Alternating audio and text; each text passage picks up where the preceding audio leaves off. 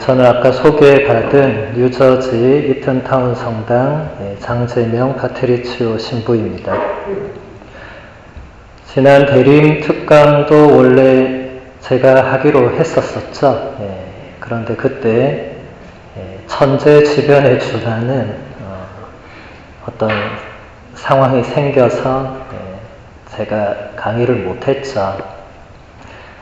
그 대신 우리 본당 신부님도 좋은 강의 잘 들으셨을 거라고 생각합니다. 제가 그때 대림 때 아주 며칠 잘 지내고 편안한 마음으로 뉴저지 갔는데 돌아가서 가만히 생각해 보니까 뭐가 조금 불편해요. 여러분 한국말로 먹튀라고 들어보셨어요?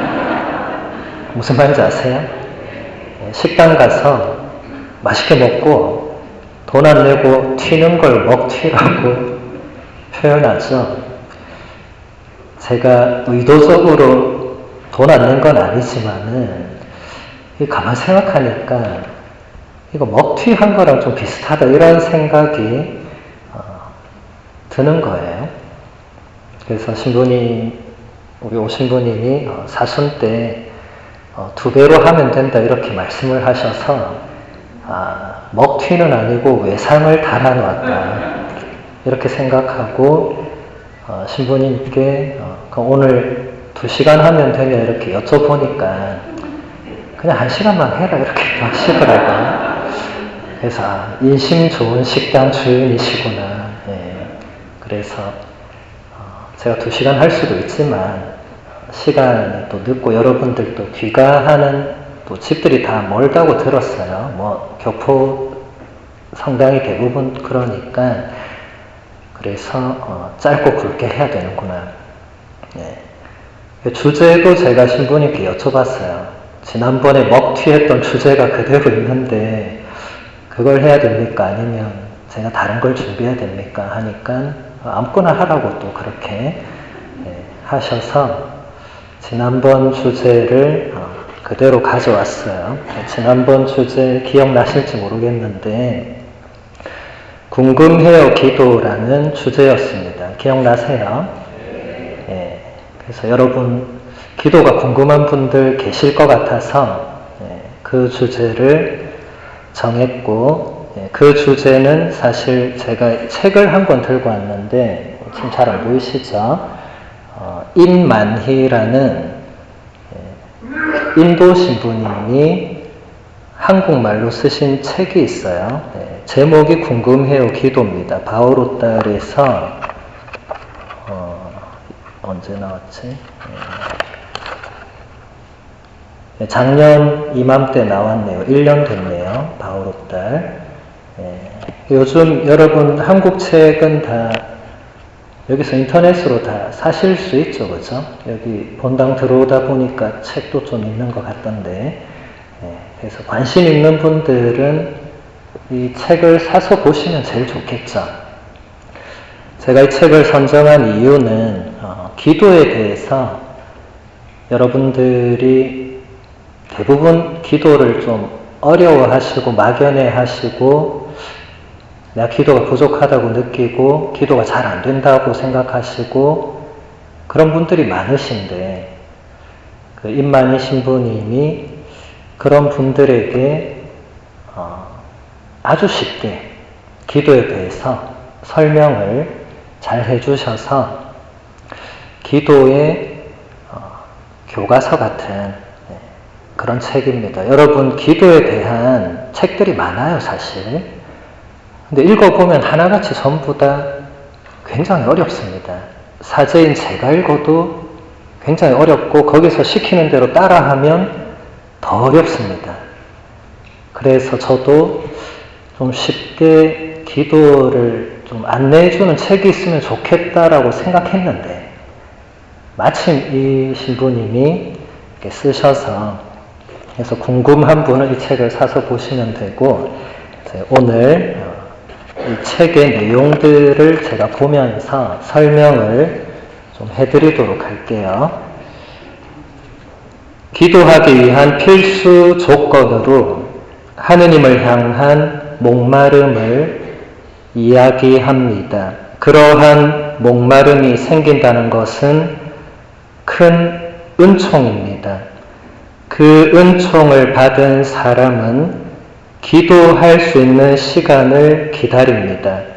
그러한 사람은 기도하는 시간이 매우 행복해서 한번 시작하면 시간이 가는 줄도 모르게 됩니다. 대개 주님을 향한 이러한 목마름을 느끼는 사람은 기도의 맛을 체험한 사람입니다. 하느님께서 얼마나 좋으신지 너희는 맛보고 깨달아라 라는 시편의 구절은 그런 사람의 기쁨을 표현해 주는 듯 합니다. 그렇게 어렵지 않죠?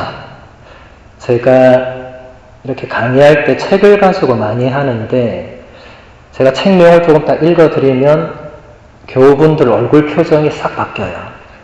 못 알아듣는 거예요. 책이 어려운 거예요. 근데 임만희 신부님 책은 굉장히 쉽게 쓰셨어요. 이분이 인도 분인데 한국말을 잘하세요. 그래서 한국말로 쓰셨어요. 영어로 안 쓰시고. 그러니까 외국분이 아무래도 한국말로 직접 쓰시니까 어렵게는 못 쓰시겠죠. 제가 영어로 책 쓴다고 생각해 보세요. 영어로 고급 문장을 제가 못 쓸 거 아니에요. 최대한 쉽게 초보적인 문장을 사용하겠죠. 마찬가지입니다. 자, 다시 한번 살펴보면 기도를 하기 위한 필수 조건이 있다. 그게 뭐냐? 하느님을 향한 목마름이다. 기도가 안 된다, 기도가 어렵다, 기도하기 싫다 이런 분들은 기본적으로 하느님을 향한 목마름이 없다는 의미가 되겠죠. 여러분, 하느님을 향한 목마름이라는 표현이나 그런 단어를 들어보신 적 있어요? 안 들어보셨어요? 여러분, 가톨릭 성가 중에 사슴이시는 물을 찾듯이 한 이런 성가 들어본 적 있어요? 네. 거기서 보면 하느님 이 몸이 애타게 당신을 찾습니다. 물론 찾는다고 번역을 했지만 그게 이제 원문상으로 보면 그게 하느님을 간절히 원하는, 하느님을 간절히 만나고 싶어하는, 하느님을 정말로 알고 싶어하는, 궁극적으로 하느님을 사랑하고 싶어하는 그 영혼의 목마름을 표현한 거죠. 그래서 기도를 하려면 하느님을 알고자 하는, 하느님을 만나고자 하는, 하느님을 사랑하고자 하는 그 내면의 갈망이 먼저 있어야 기도를 할 수 있다. 그런 게 없으면은 기도를 잘 하지도 않을 뿐만 아니라 기도하러 앉는 순간부터 이제 온갖 분심 잡념이 들고 몸이 뒤틀리고 오늘 어떻게 하면 기도를 피할 수 있을까, 미사를 안 갈 수 있을까 고민하게 된다는 겁니다. 그러면 이 내적 갈망이 어디서 어떻게 생겨나는가? 임만희 신부님은 여기서 그러한 목마름이 생긴다는 것은 하느님의 은총이다. 이렇게 표현을 해요. 여러분, 하느님의 은총은 무슨 말인지 아시죠? 그죠? 하느님께서 우리에게 베풀어 주시는 호의의 선물이죠.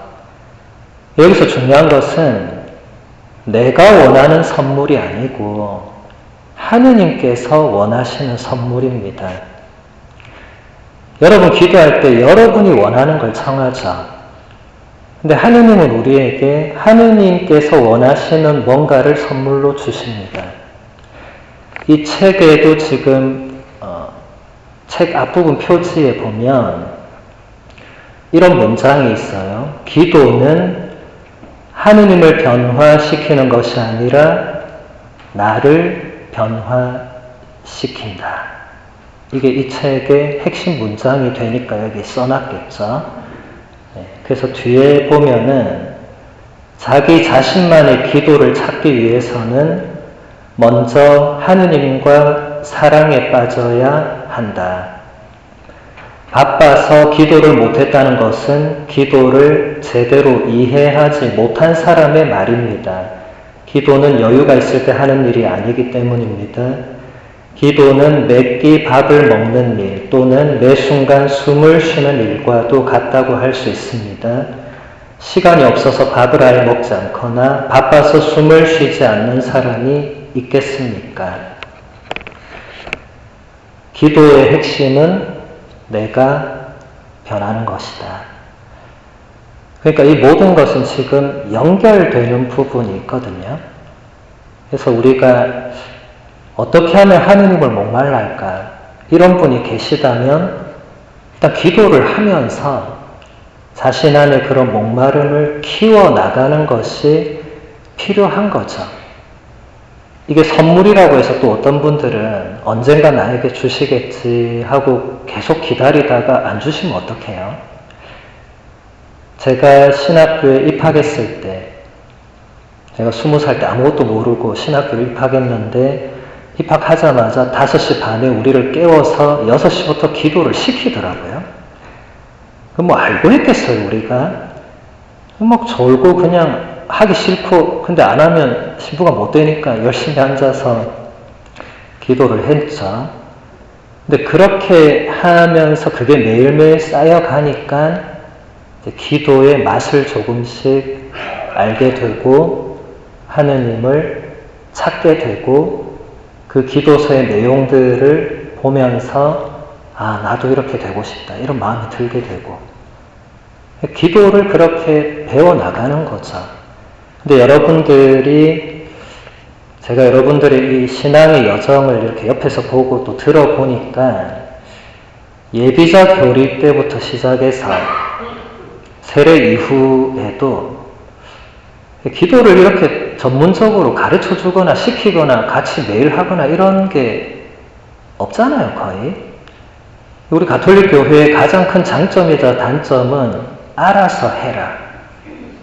세례 받기 전까지는 열심히 이끌어주지만 세례 성사 딱 끝나면 대부 대모님부터 너 이제 알아서 해. 각자 도생이죠, 그죠? 어떻게 해야 되나 아무도 안 가르쳐 줍니다.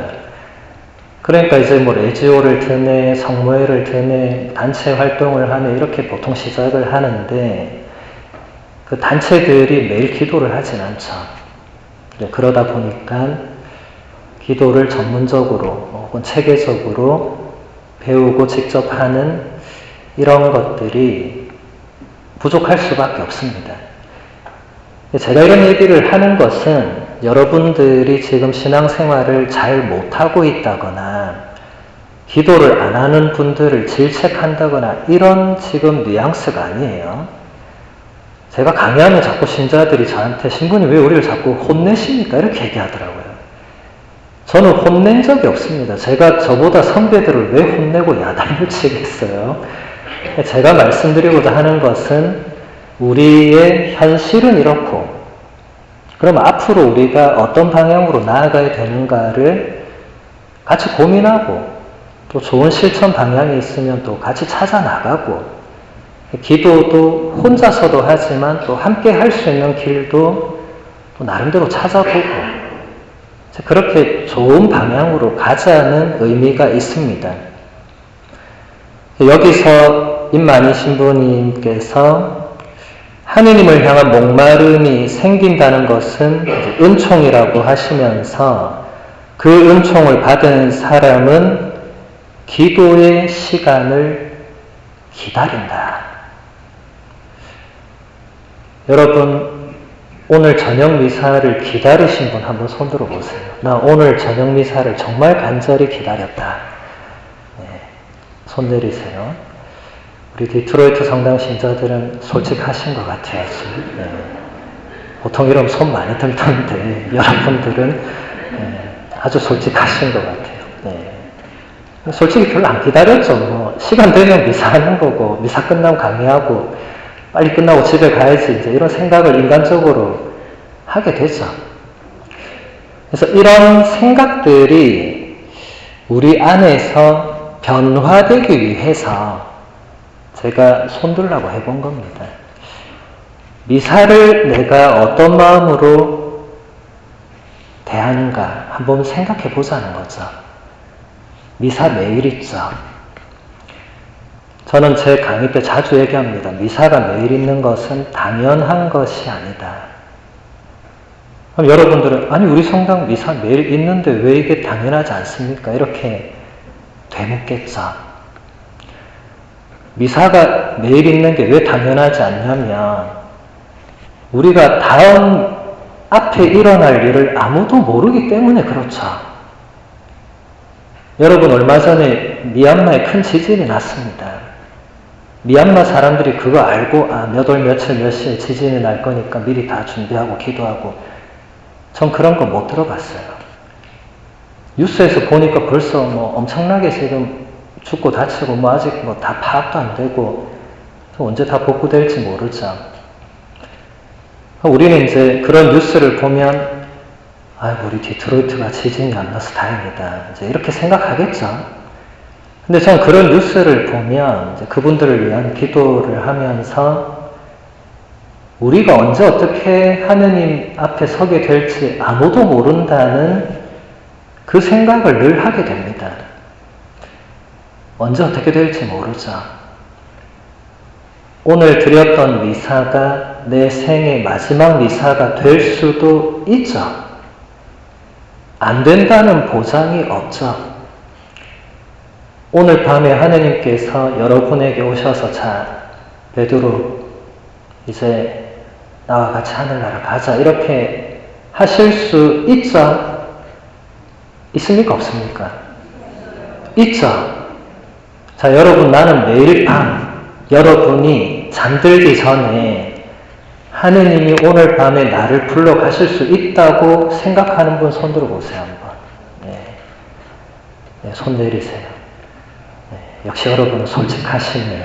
네, 대부분은 아이고 오늘 고단한 하루도 잘 살았구나 하고 주무시겠죠. 네, 제가 그런 분들을 지금 질책하는 거 아닙니다 여러분. 네, 너무 내가 뭐 잘못됐나 하는 거 아니에요. 우리 사제 수도자들은 성물도라는 기도를 바치고 아마 여러분 중에도 열심한 분들은 성물도를 바치실 건데 뭐 성물도 아니더라도 여러분들 저녁기도 가톨릭 기도소에 있는 저녁기도만 바쳐도 그 하루를 잠깐 반성하죠. 그렇죠?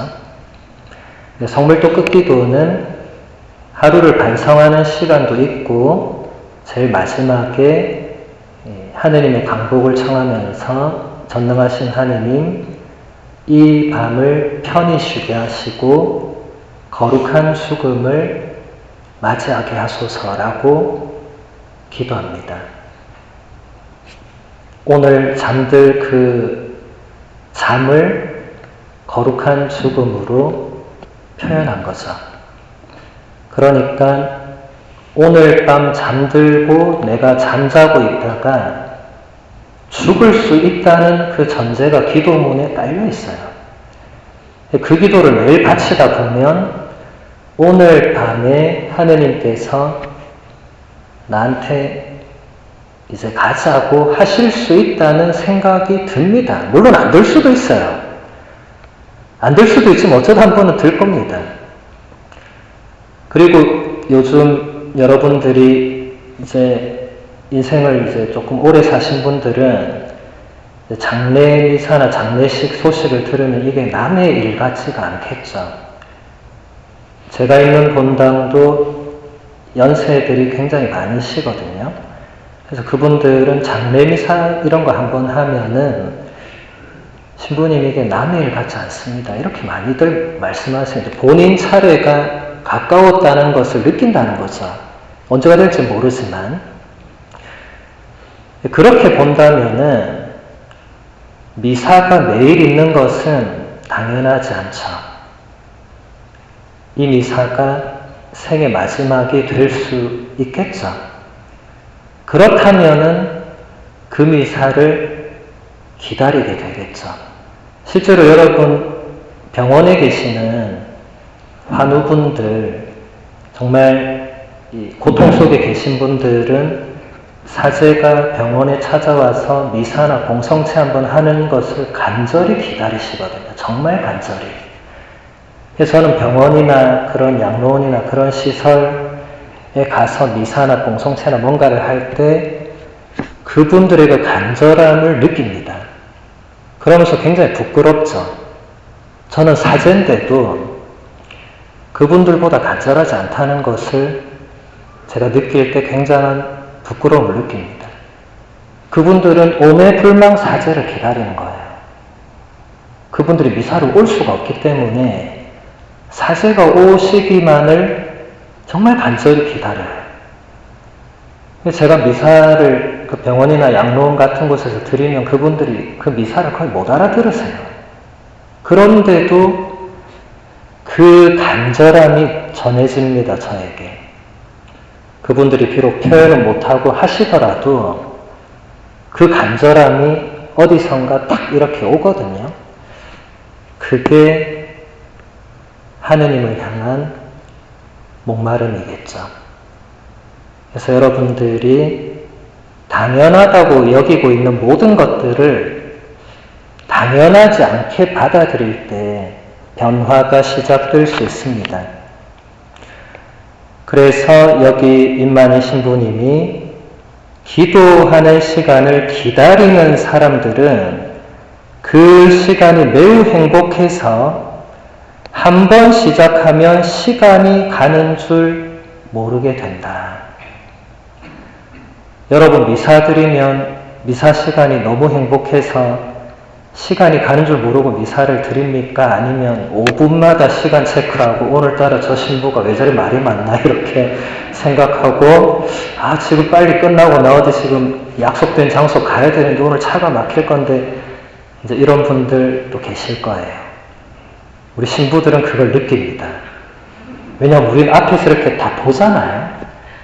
제가 오늘 조금 필 받아서 조금 말을 많이 하면 표정 바뀌는 분들이 보이시거든요. 저분들이 오늘 바쁘신데 내가 지금 끊어야 되는데 저도 어쩔 때는 이 성령께서 오셔서 못 끊을 때가 있거든요. 뭐가 막 나와요. 그럼 아니나 다를까 다음에 그분들이 신부님 어제 왜 그러셨어요? 이렇게 얘기하거든요. 그래서 죄송합니다. 제가 어제 조금 필 받아가지고 다음부터 조심하겠습니다. 그게 우리의 현주소죠, 그죠?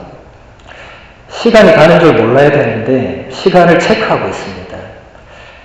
그게 하느님과 우리가 만나고 있는 그 하느님과의 만남이 주는 행복에 빠져드는 게 아니라는, 물론 시간 체크하면서 행복한 사람도 있을 수 있겠죠. 오늘 너무 빨리 끝나서 정말 좋다 이런 사람도 있을 수 있고, 시간을 구애받지 않는 그 기도의 체험을 여기서 하셨던 분들도 계실 수는 있겠죠. 제가 이제 로마 유학을 가기 전에 이제 한참 이제 새 신부, 보좌 신부 때 제가 지금도 젊지만 그때 훨씬 더 젊은 시절에 그때는 주로 이제 청년들과 어떤 이런 신앙적인 뭔가를 많이 하게 되죠. 주로 한국의 큰 상당히 보좌 신부님들. 저도 이제 청년들하고 같이 이렇게 미사도 하고 찬양도 하고 이제 그런 걸 막 하는데, 이게 미사 시간이 몇 시간이 지나도 못 느끼는 거예요. 제가 한 번은 진짜 이 시간을 보고 깜짝 놀란 적이 있었는데, 밤 9시에 미사를 시작했어요. 물론 이렇게 큰 대성전에서 이렇게 미사하진 않았고, 조그만 이런 작은 방에서 청년들 한 대여섯 명? 이렇게 10명 안으로 둘러앉아서 미사를 드리고 찬양을 하는데, 밤 9시에 시작했는데, 끝날 때 시간을 보니까 새벽 1시 반이 되어 있는 거예요. 그래서 제가 순간 지금 저 시계가 잘못된 것처럼 시계가 잘못됐구나. 내가 약을 안 넣었구나. 하고 나서 그건 잘 모르겠습니다. 제가 도울 수 있는 다른 부분이 있을까요?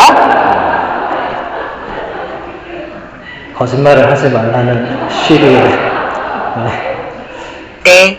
네, 그건 아니고 정말 시계가 잘못된 게 아니고 저만 놀란 게 아니고 같이 그 찬양했던 청년들도 시계 보고 너무 놀란 거예요. 아무도 그 순간에 시간을 확인하거나 지금 늦었으니까 빨리 가야겠다거나 이런 사람이 없었던 거죠. 저는 그때 어떤 걸 느꼈냐면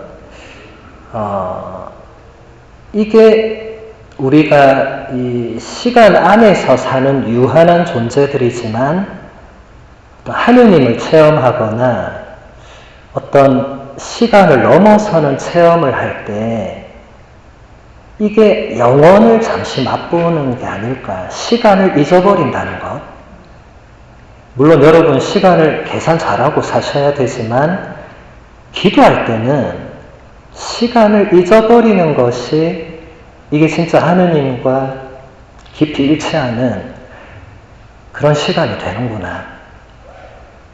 그런 걸 느꼈어요. 아마 여러분 중에서도 어떤 분들은 뭐 4시간 반, 5시간은 아닐지라도 기도할 때 혹은 미사 때 시간을 넘어서는 체험을 하신 분들이 계실 거예요.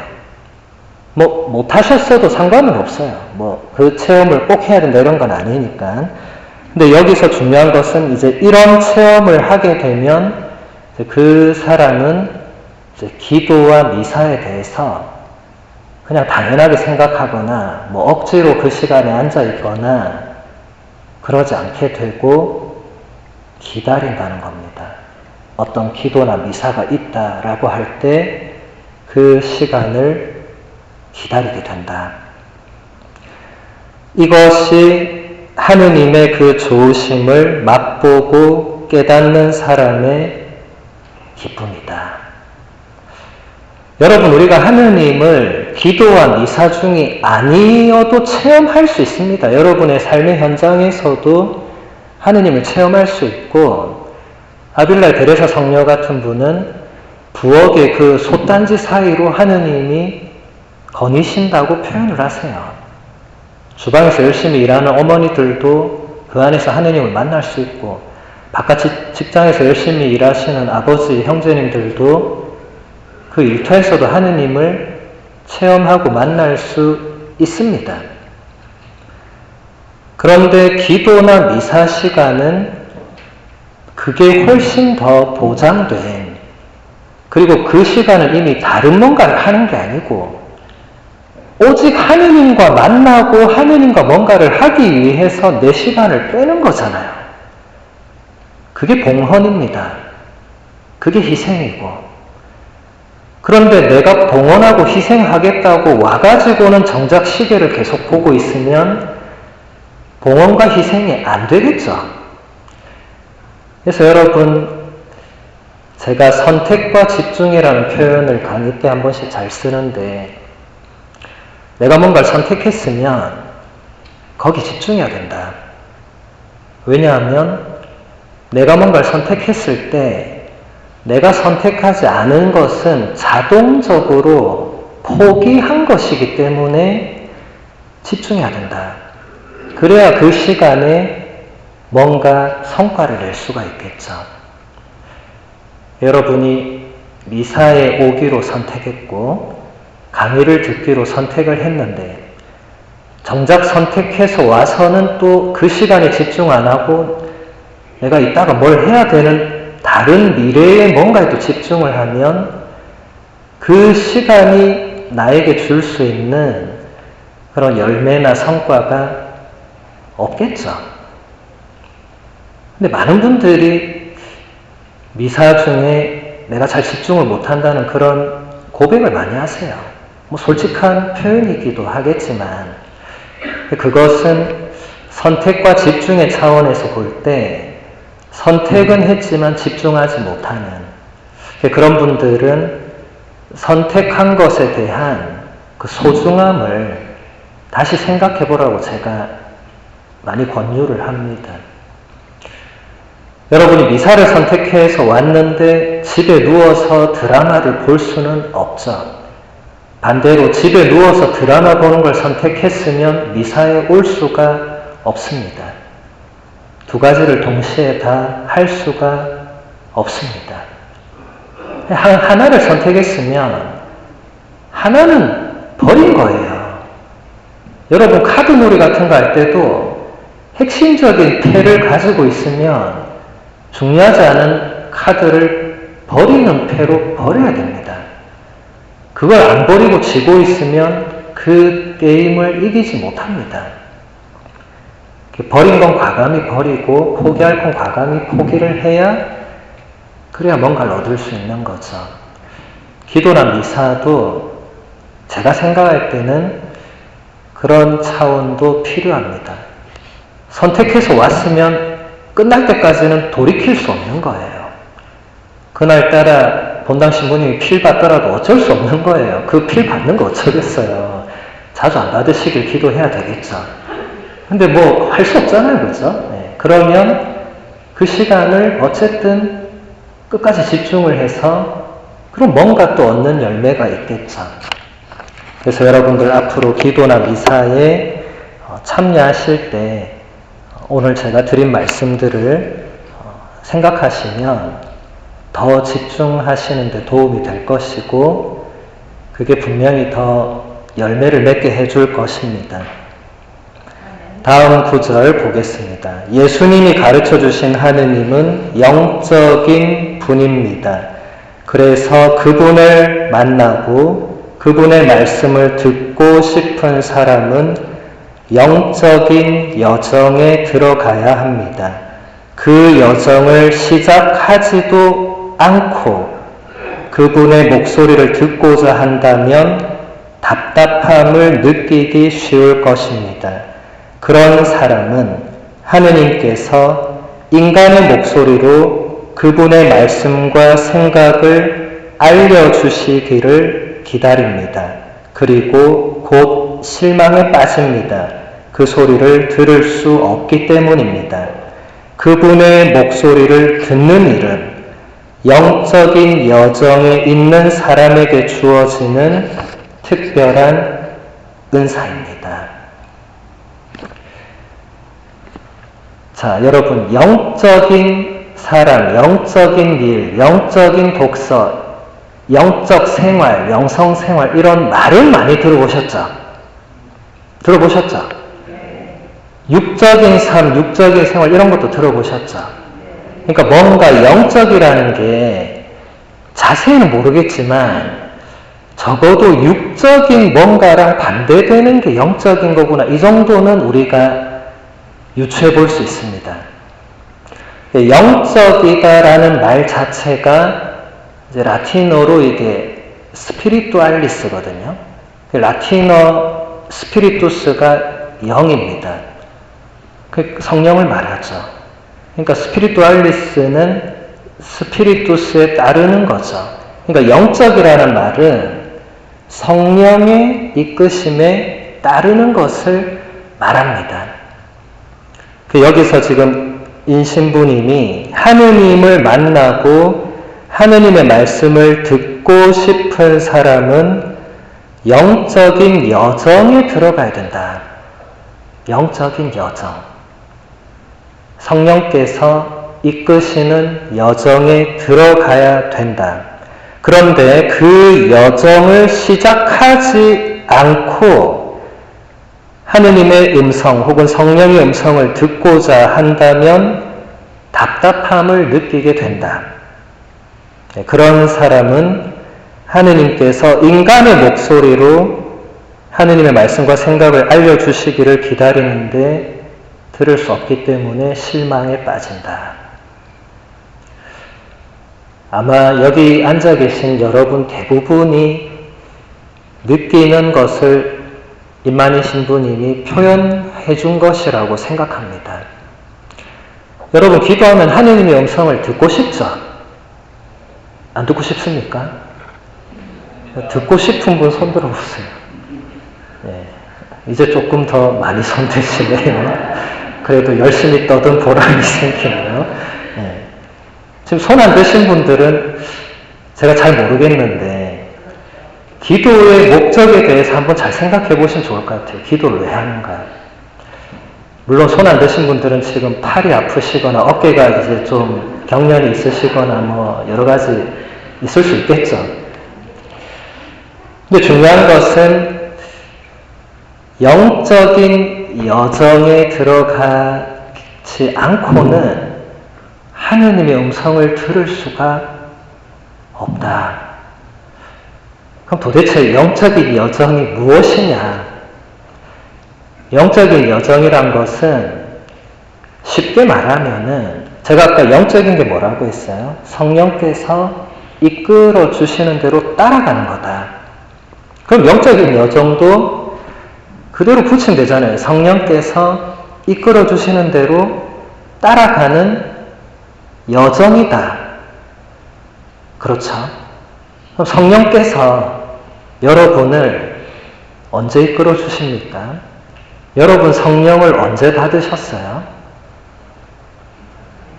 예, 세례성사를 받을 때 여러분들은 성령을 모두 다 선물로 받으셨습니다. 그리고 견진성사를 받을 때 성령의 은사와 또 열매들을 또 선물로 받았습니다. 그래서 여러분이 알고 있는 교리와 이론상으로 성령께서 여러분 안에서 활동하고 계십니다. 그러면 이제 여러분들이 성령께서 내 안에서 활동하고 계시다는 것을 인지하는가, 인지하지 못하는가, 이게 중요한 기준이 되겠죠. 자, 제가 다시 질문해 볼게요.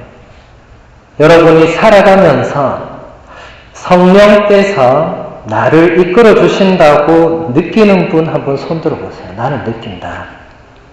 네, 손 내리시고 다시 여러분 솔직하게 되돌아오셨네요. 네. 근데 못 느끼는 게 대부분입니다. 왜냐하면 지금 여기서 임마누엘 신부님 얘기하시듯이 인간의 목소리로 그분의 말씀과 생각을 알려주시지 않는다. 근데 이것은 약간 여러분이 오해의 소지를 가질 수 있어서 제가 조금 말씀드리면 성령께서는 지금 제가 하고 있는 이 강의를 통해서 여러분 안에 뭔가를 말씀하실 수 있습니다. 지금 임마누엘 신부님이 말씀하시는 것은 그런 구체적인 차원까지 설명하진 않았습니다. 일반적인 걸 얘기하신 거예요. 그러니까 일반적으로 여러분들이 하느님의 음성을 듣고 싶다. 근데 하느님께서 제가 지금 여러분에게 말하듯이 그렇게 쩌렁쩌렁하게 베드로 넌 오늘 9시에 나한테 기도해 이렇게 하시는 분이 아니다. 그 말을 하시는 거고요.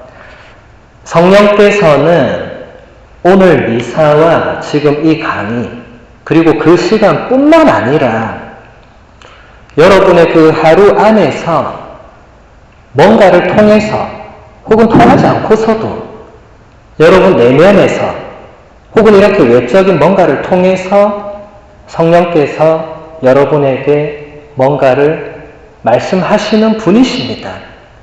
근데 우리가 그것을 알아차리지 못하거나 알아듣지 못하는 것이 문제가 됩니다. 그런데 사실 이걸 매번 다 알아차리는 사람은 많지 않겠죠. 대부분은 잘 모르고 살아가겠죠.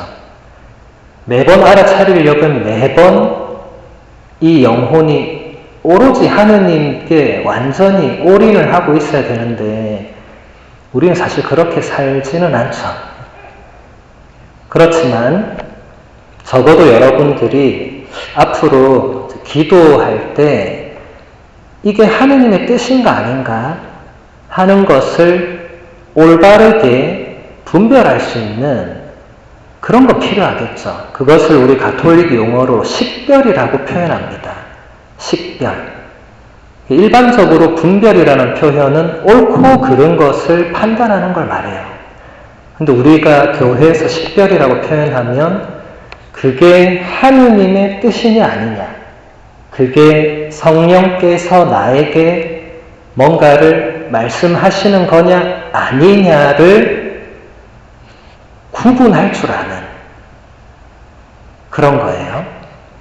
그리고 그 여정이라는 것은 끊임없이 그것을 찾아 나가는 것을 말하겠죠.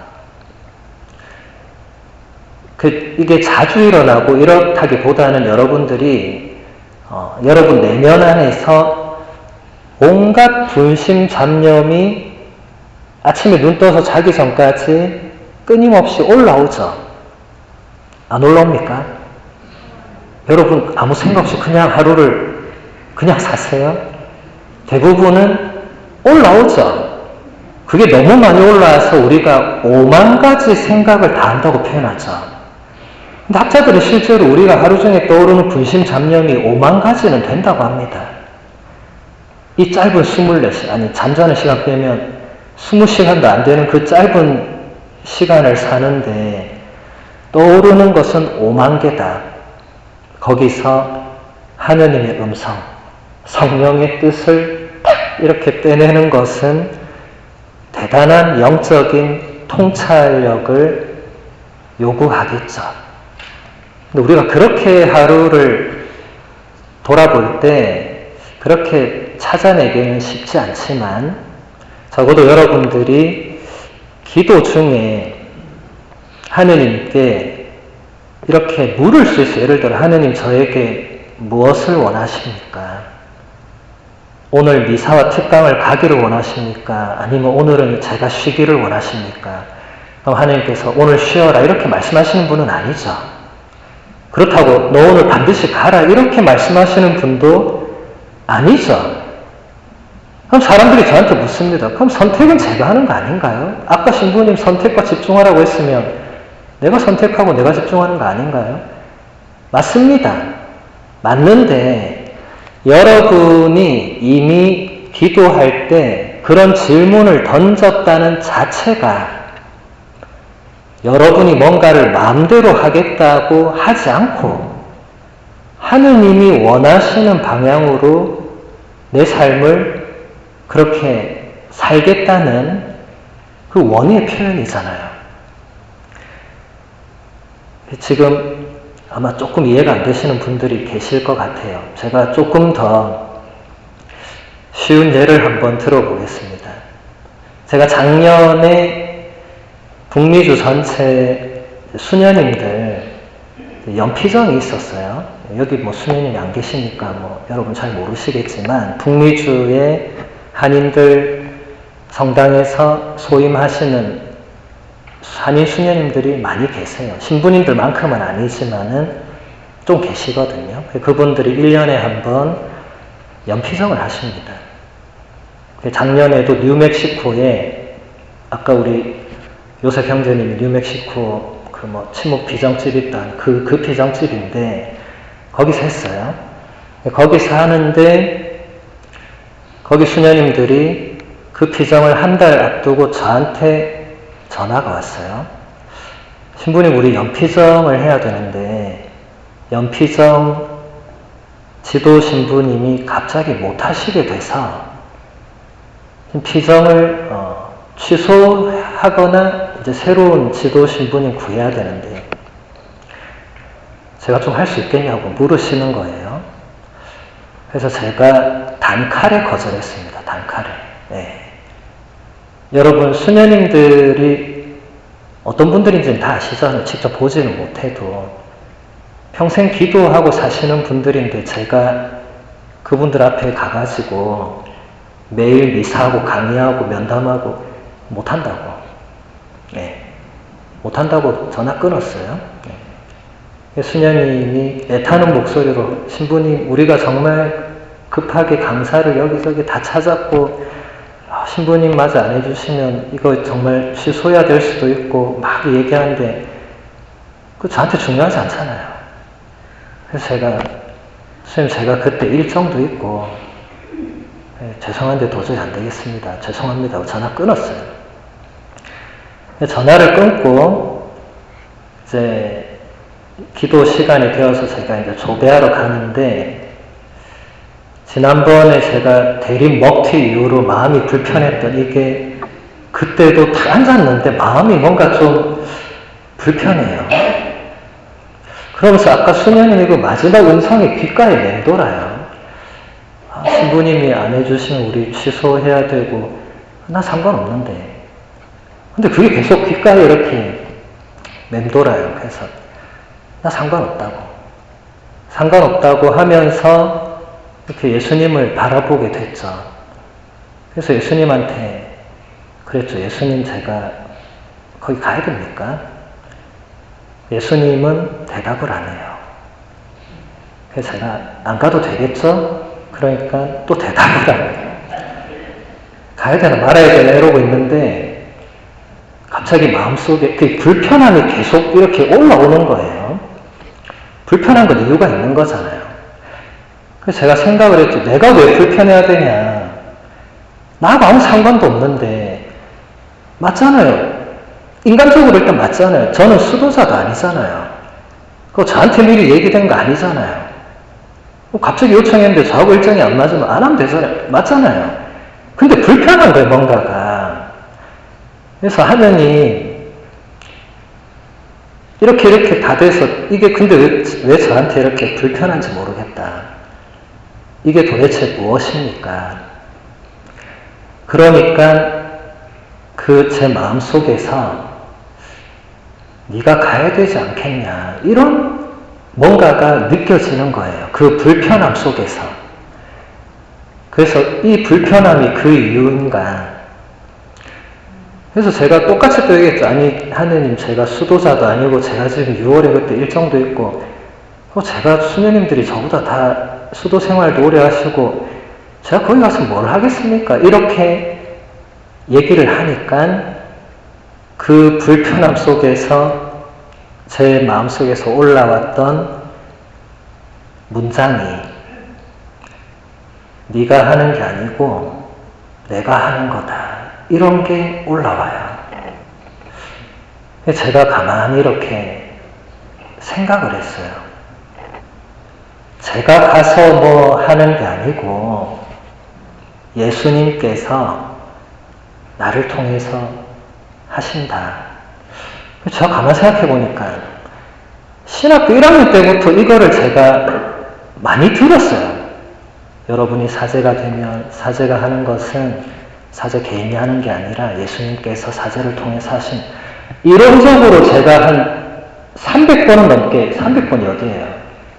몇백 번, 몇천 번 들었을 것 같아요. 그런데 정작 막상 실전에서는 내가 왜 가야 됩니까? 나하고 상관도 없는데 이러고 있었던 거죠. 그 순간 제가 그분이 제가 거기 가기를 원하시는구나 라고 하고 확신하고 나가서 수녀님께 다시 전화를 드려서 수녀님 제가 가도 될까요? 이렇게 해서 결국 제가 가게 됐어요. 그러니까 이게 한 예를 든 거지만은 그러니까 여러분들도 기도하실 때 하느님이 이렇게 큰 목소리로 직접적으로 분명하게 너 이거 해. 너 지금 설거지 안 하고 뭐 해. 이렇게 하는 분은 아니시지만 우리가 하느님 뜻을 알려고 계속 그렇게 뭔가 애를 쓰면은 그분께서 어떤 루트든지 뭔가를 통해서 알려주시는 거예요. 그게 영적인 여정입니다. 여러분 오늘부터 기도하실 때 그냥 하느님 잘 되게 해주세요. 우리 애들 안 아프게 해주시고 물론 그런 건 부모님의 당연한 마음이지만 하느님 당신이 나에게 뭘 원하시는가 이것을 물어보시고 주님 제가 뭘 하길 원하십니까? 그리고 그 답을 여러분 스스로 먼저 내리지 마시고 나는 지금 자야 돼. 나 지금 피곤해. 이거는 제가 수녀님들 전화를 끊었던 거랑 똑같은 거예요. 나하고 상관없다. 그런데 하느님의 뜻은 너하고 상관없지만 네가 가면 좋겠다. 네가 가면 내가 너를 통해서 그 수녀님들께 뭔가를 하겠다. 이거였잖아요. 근데 저는 몰랐죠. 기도를 하다 보면 여러분이 원하는 것만 끊임없이 청하는 경우가 많은데 그거 다 하고 나서 시간 좀 남으면 주님 당신은 나에게 뭘 원하십니까? 이렇게 한 번은 물어보시는 디트로이트 성당 교우님들이 되시기를 바랍니다. 그리고 답을 여러분이 절대로 먼저 내지 마시고 그러면 하느님 뜻을 놓칠 수 있잖아요. 하느님이 원하시는 뭔가가 다 있습니다. 다.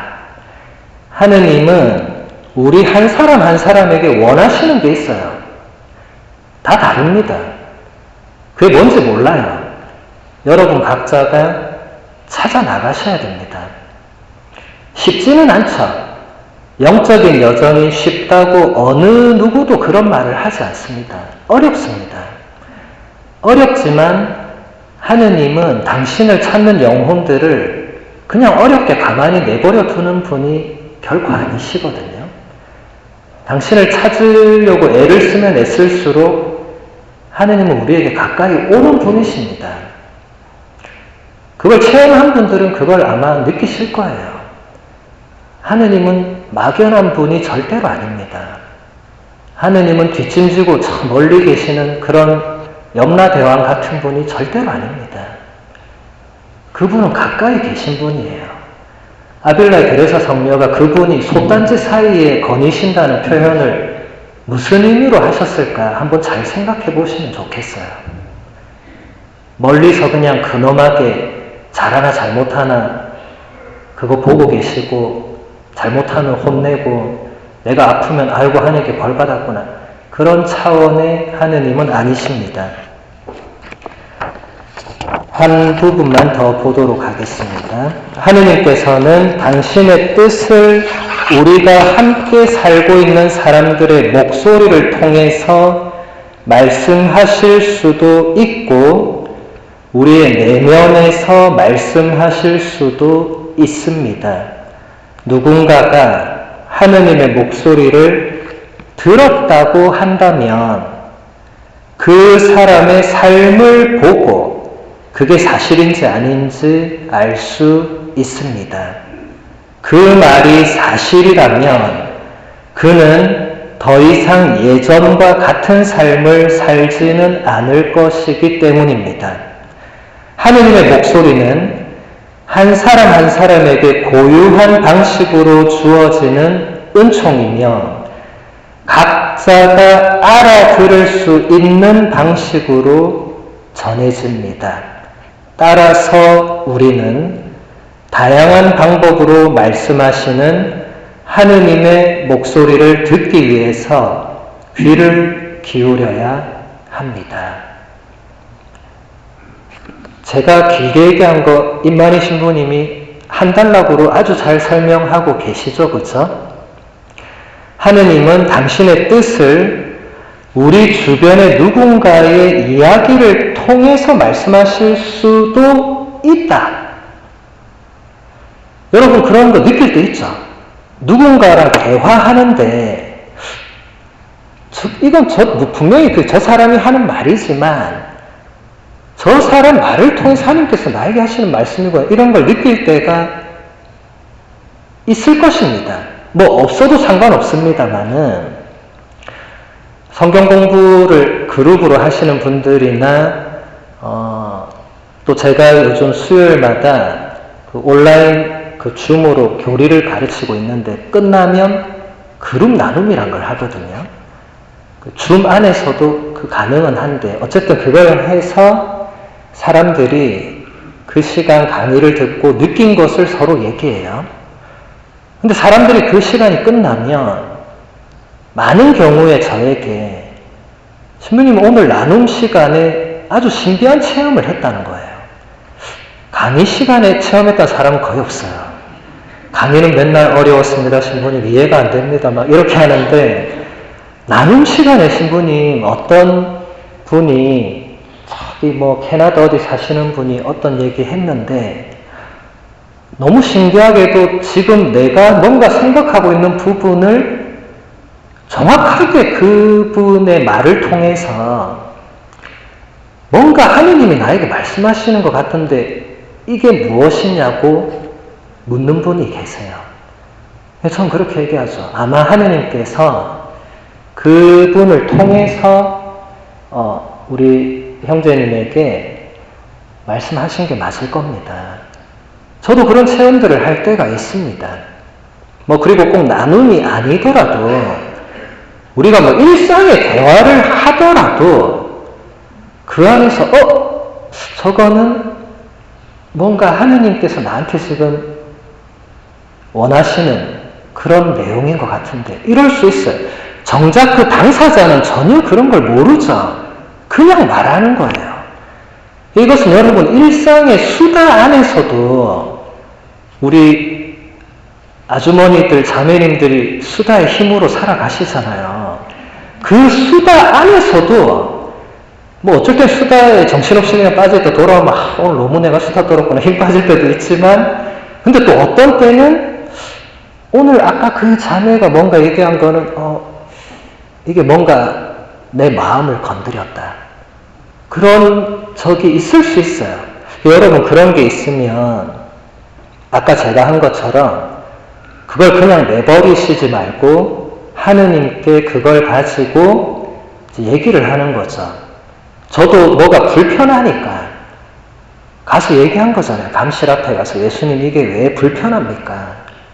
나하고 아무 상관도 없는 일인데 왜 지금 제가 마음이 불편합니까? 그러면서 그분의 뜻을 알게 된 거죠. 그러니까 여러분들도 그런 뭔가가 왔다면 저는 그것을 하느님의 터치라고 잘 표현을 하는데 그러면 그것을 그냥 버리지 마시고 그걸 가지고 감실 앞으로 가시거나 여러분들 집에서 십자가 앞에서 조용히 촛불을 켜고 앉아 계실 때 혹은 뭐 그것도 안 되면 잠들기 전에 잠시 하느님께 기도하실 때 하느님 아까 어떤 친구가 이런 말을 했는데 이게 저한테 지금 뭐가 남았는데 이게 뭔가요? 당신이 원하시는 게 무엇입니까? 라고 물어보실 수 있잖아요. 그런 것이 영적인 여정이 다 되는 겁니다. 그리고 하느님은 우리 내면에서도 말씀하실 수 있는데 중요한 것은 누군가가 하느님의 목소리를 들었다면 그 사람은 더 이상 예전과 똑같이 살지는 않는다.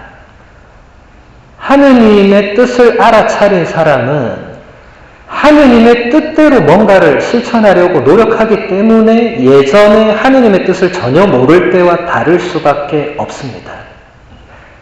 그냥 인간적으로 그냥 내가 원하는 거 하던 사람이 하느님의 뜻을 알게 되어서 여러분 주위에도 그런 분이 있을 수 있어요. 예를 들어서 전혀 평일 미사로 오지 않던 분들이 어느 날 일주일에 한 번씩 보이는 거예요. 그런 분 있을 수 있죠. 여러분이 직접 말은 안 하지만 저분이 뭔가가 있었구나. 뭔가가 있습니다. 평일에 전혀 안 오던 사람이 갑자기 온다는 건 이유가 있죠. 그분은 어떤 체험인지는 모르지만은 뭔가 내가 평일에 미사를 한 번이라도 가야 되겠다는 뭔가를 느끼거나 하느님의 뜻을 알았거나 어떤 다른 사건이 있었거나 그 모든 것이 하느님의 터치. 여기 임마니 신부님 표현으로는 하느님께서 우리에게 무언가를 통해서 말씀하시는 것이고 그것은 한 사람 한 사람에게 고유한 방식으로 주어지는 은총이고 우리 각자가 알아들을 수 있는 방식으로 전해진다. 여러분 이게 중요합니다.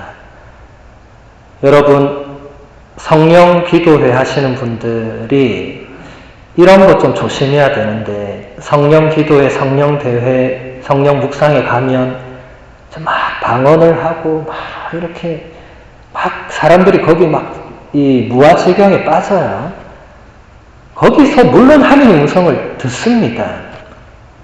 그런데 그럼 옆에 있는 사람은 나는 전혀 방언도 안 하고 나는 정신이 멀쩡하고 옆에 있는 사람들이 다 약간 멘탈이 나간 것 같은데 나는 신부님 왜 이렇게 멀쩡하죠? 나는 안수를 받아도 멀쩡하고 나는 한 번도 넘어져 본 적도 없고 제발 좀 넘어지기를 그렇게 기도했는데 내 두 다리가 얼마나 힘이 좋은지 나는 절대로 넘어진 적이 없습니다. 그렇게 센 분들이 와서 안수를 해도 멀쩡합니다. 너무 당연한 겁니다.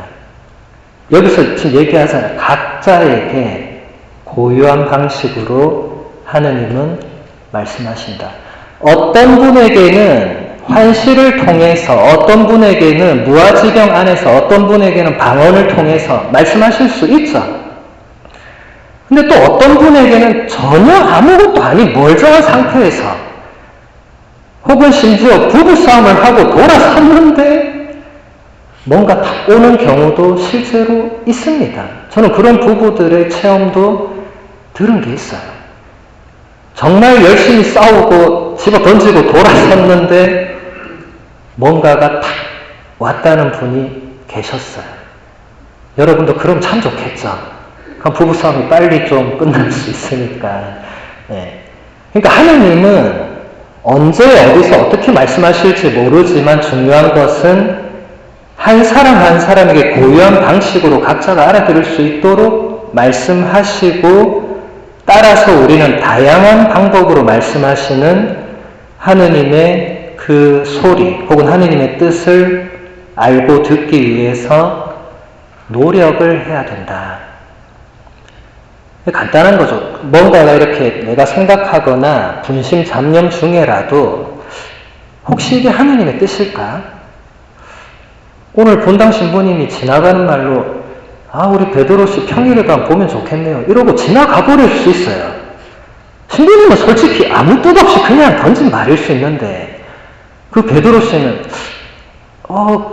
내가 항상 주일에만 보이니까 신부님이 평일에 미사 한번 오라는 뜻인가? 그렇게 한번 그냥 생각하면 그게 곰곰이 생각해서 하느님께서 본당 신부님 통해서 나에게 미사를 초대하시는 음성일 수 있다는 거예요. 그래서 여러분들 오늘 이 시간 이후부터 새롭게 뭔가를 기도하고 이런 걸 저는 바라지 않고 여러분들의 삶 속에서 여러분들이 오늘 하루를 돌아볼 때 혹은 뭔가 어떤 사건이나 대화 안에서 하느님의 뜻이 그 안에 어딘가 있었을까? 하느님께서 나한테 뭔가 원하시는 방향이 거기에 있는 건 아닐까? 하고 질문을 던지는 것이 영적인 여정의 시작입니다. 여러분 두려워하지 마시고 너무 막연하게 멀게 어렵게만 느끼지 마시고 질문을 던지는 게 시작입니다. 질문을 던지고 답을 찾아 나가는 것이 영적인 여정의 시작입니다. 네, 시간이 다 되어서